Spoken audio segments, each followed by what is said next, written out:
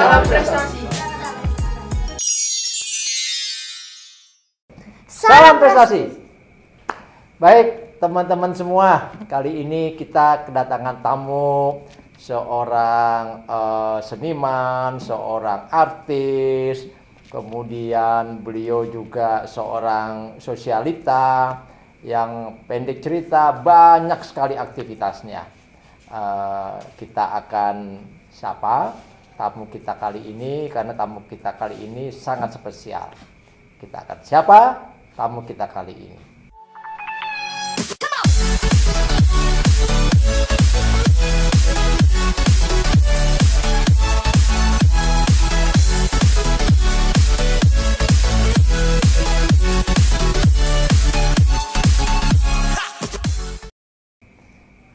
Selamat siang, Bunda Yani.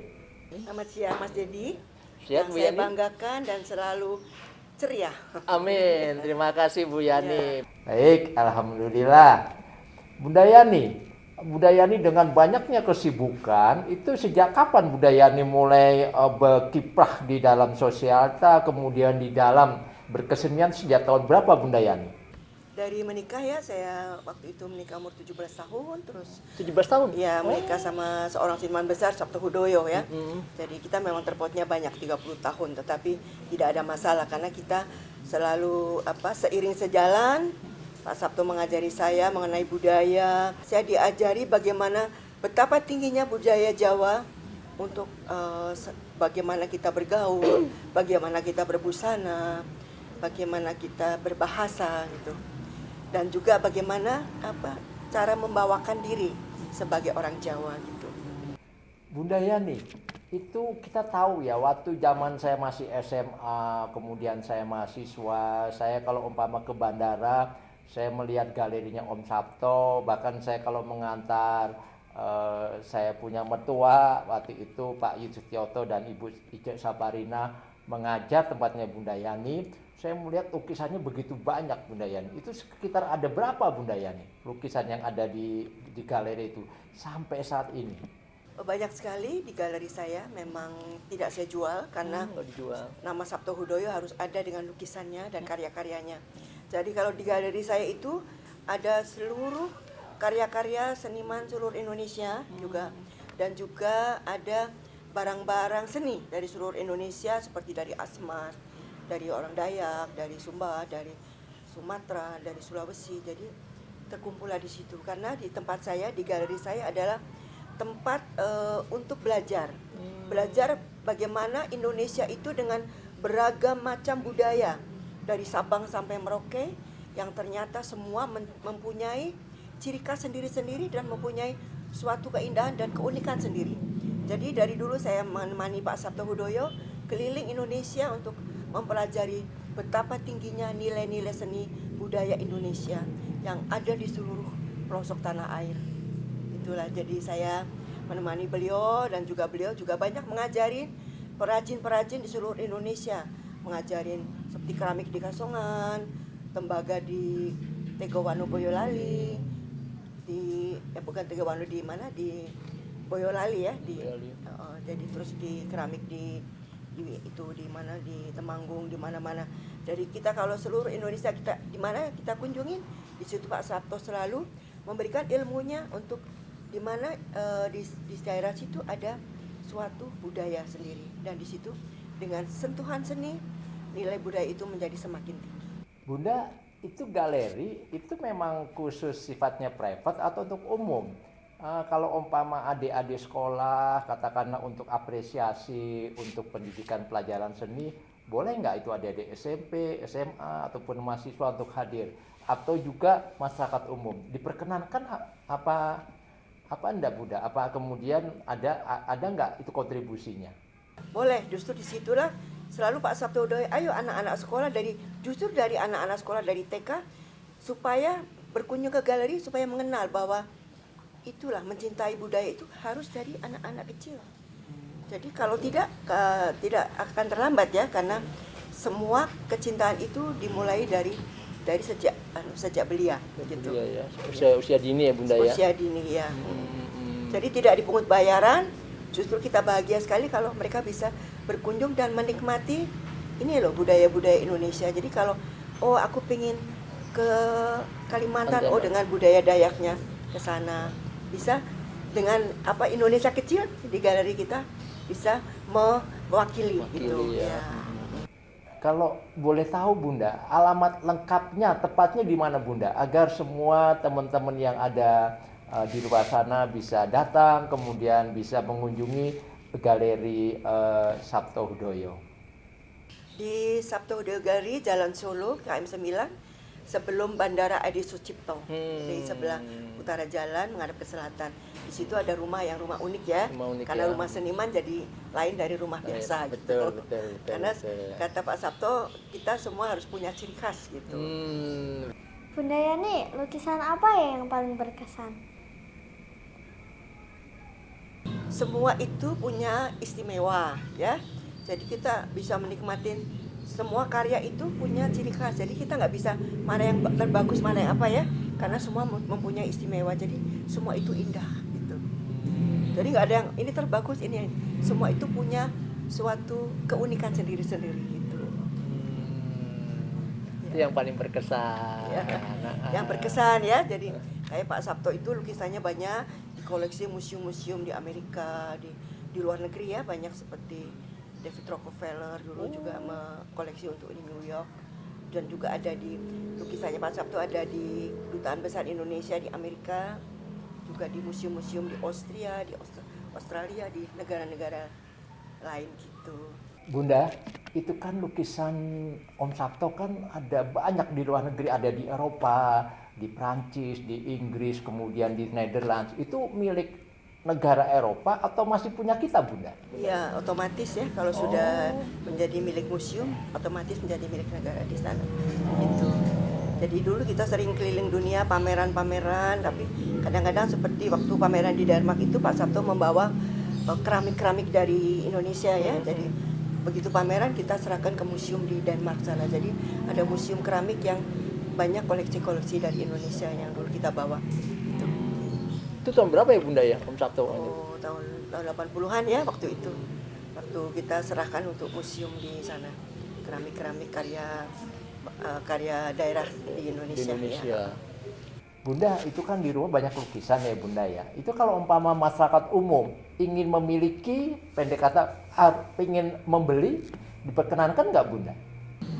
Kalau beli kita punya koleksi lukisan dari pelukis-pelukis yang muda-muda juga, jadi boleh dibeli. Kalau lukisan Pak Sabto kebetulan kita untuk koleksi karena itu adalah karya beliau yang waktu beliau masih hidup, oke boleh dijual karena bisa melukis lagi toh. Kalau sekarang kalau dijual habis nanti. Bener. Nggak ada Sabto Hudoyo kok nggak ada karyanya bagaimana gitu. Betul. Teman-teman semua yang ada di sana, lukisan di tempatnya Om Sabto itu banyak sekali, dan itu lukisan anak-anak muda juga banyak disimpan di situ. Nah itu yang bisa dibeli karena lukisan itu tuh memang diperuntukkan untuk teman-teman yang datang ke galeri Om Sabto Hudoyo bisa memiliki lukisan-lukisan untuk anak-anak muda yang berkualitas tentunya. Baik Bunda Yani, kali ini anaknya Om Deddy mau tanya lagi. Nah, ada yang mau tanyakan lagi? Apa syarat lukisan yang bisa dipajang di galeri Bunda? Syaratnya ya ibu senang gitu.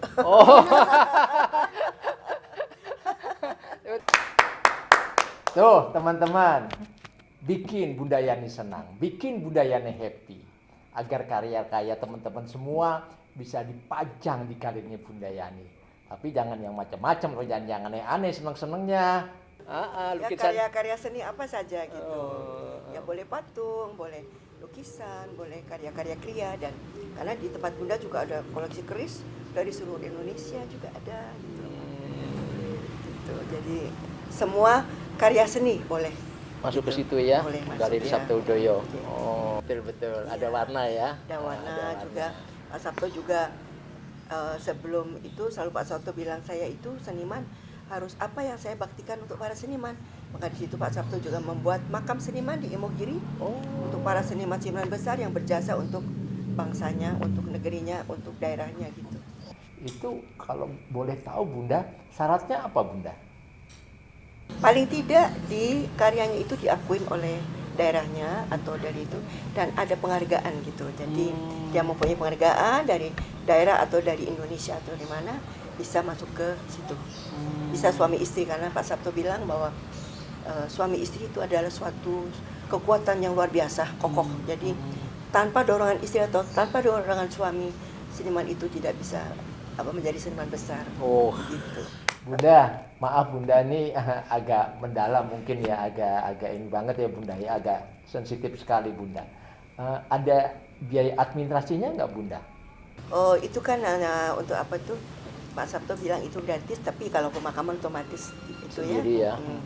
Kalau itu pemeliharaan segala macam itu sukarela aja gitu. Tapi kalau dari kita tidak ada dipungut, kecuali kalau untuk biaya-biaya pemakaman atau apa itu urusan sendiri gitu.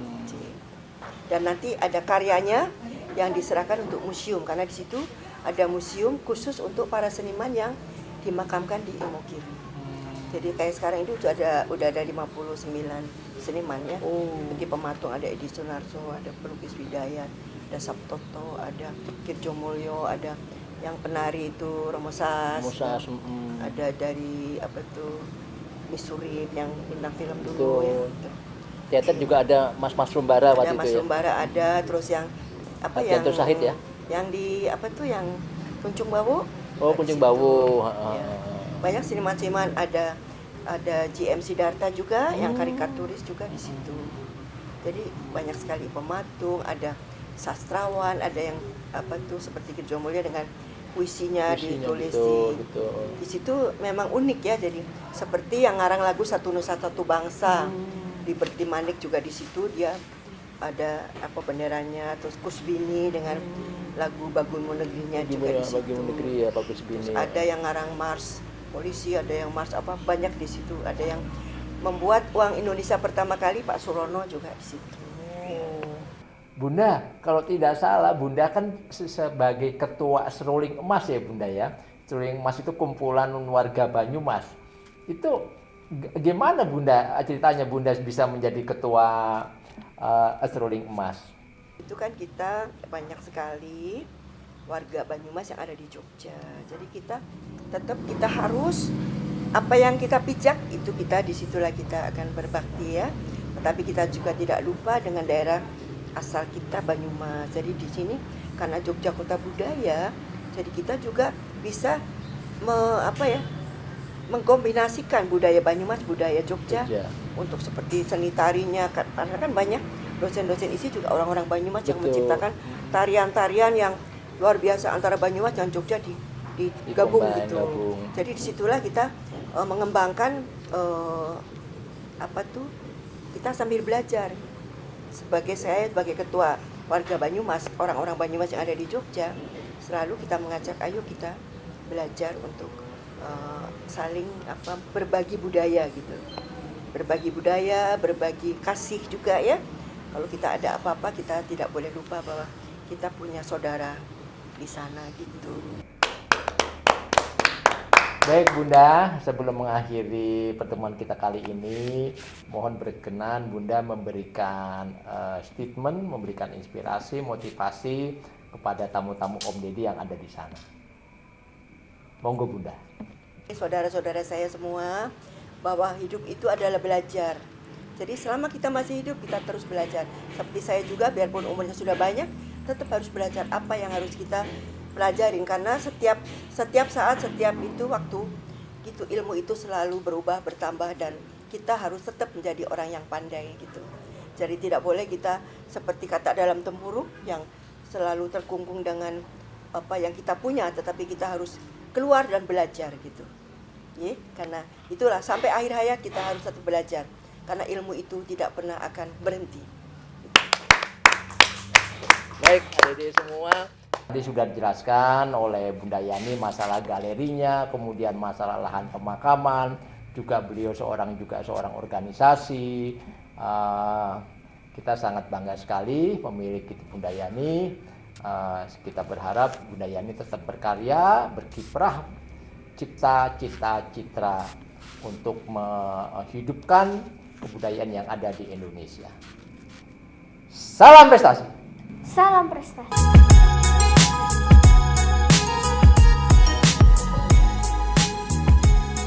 Salam prestasi.